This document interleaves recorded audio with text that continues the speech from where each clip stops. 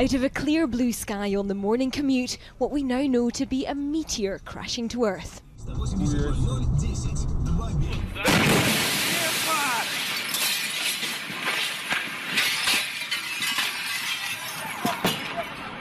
It started with a small bright light in the sky that rapidly became a fireball, recorded on this dashboard camera to the surreal backtrack of the car stereo.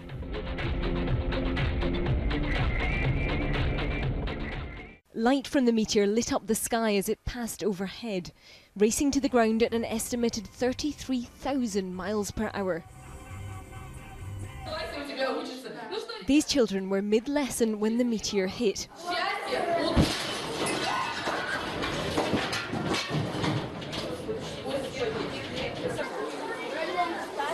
The force shattered windows, damaged buildings. Teachers led their children out into the snow away from the broken glass. In this office, the sheer force of the pressure wave knocks this man clean across the room. One man told Sky News the force of the blast woke him up. I was terrified. I had just hit the snooze bar on my iPhone for another 9 minutes of sleep. And all of a sudden, I fell back asleep and I hear this loud bang. And I live in a 24-story building on the 23rd floor. And all of a sudden I look up and the lights are shaking and I hear car alarms going off. And it was just incredible. In areas, the power was cut and the mobile network went down as local officials appealed for calm. Chelyabinsk was in the meteor shower zone. I think experts will provide more specific data later.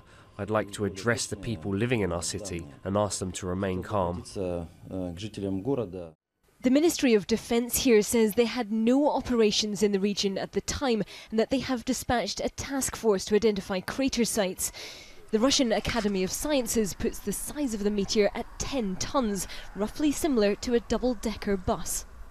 This is a pretty rare occurrence. Most meteors that we talk about actually completely burn up in the sky as shooting stars, as they're known. The only one on hand that I can point to that had similar sort of impact was in 1908 in Tunguska. So that gives you a sort of idea of how often these things actually happen.